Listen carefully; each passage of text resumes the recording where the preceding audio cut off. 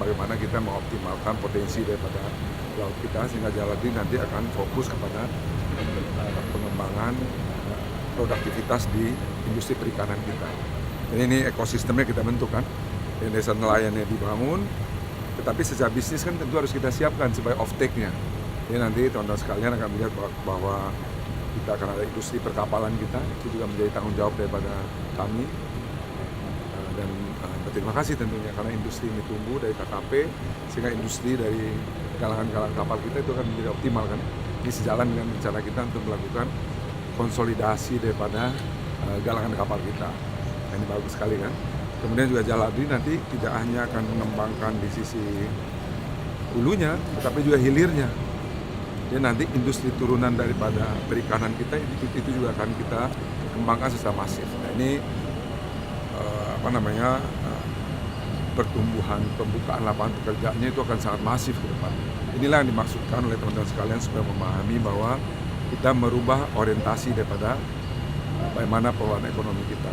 Sekarang ini kita betul-betul masuk ke fundamental, ke grassroots, sehingga nanti harapannya semakin banyak tenaga kerja yang bisa kita kembangkan, dan basis ekonomi kita juga kembali kepada kekuatan kita sendiri. Kita punya laut, kita punya pangan, ya kan. Nah, inilah supaya ini juga disampaikan kepada masyarakat. Di bawah PT PAL, nanti akan di bawah PT PAL konsolidasi. Dan ini kan akan banyak sekali ya kapal-kapal tangkap yang akan kita kembangkan, sehingga nanti ini sebagian besar kan sekarang kekayaan laut kita itu lebih banyak dikuasai oleh orang ya, asing dan sebagainya. Nah, ini dengan kita mengoptimalkan dan melakukan pembaharuan terhadap kemampuan negara kita sendiri dalam mengelola hasil laut kita, itu akan banyak sekali manfaat ekonominya ke depan. Kurang lebih gitu ya. Terima kasih.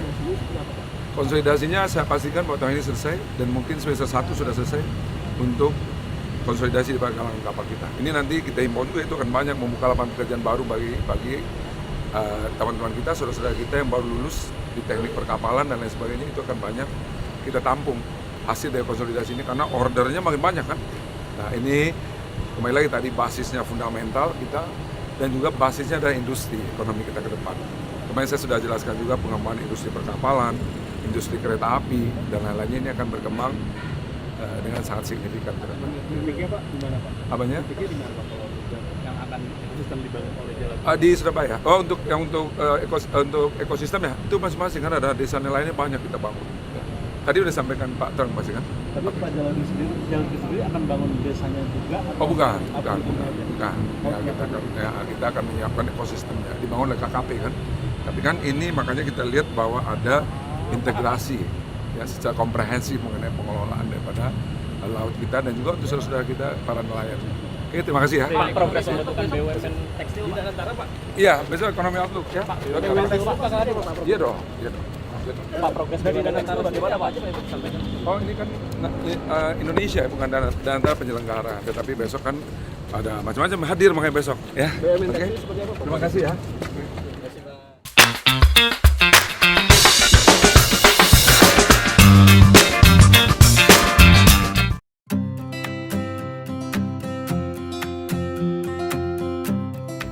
Pembayaran pajak daerah kini semakin mudah dan praktis.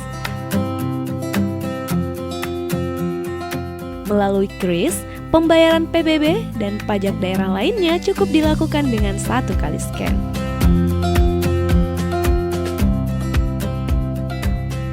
Prosesnya cepat, aman, dan bisa dilakukan dari mana saja dan kapan saja.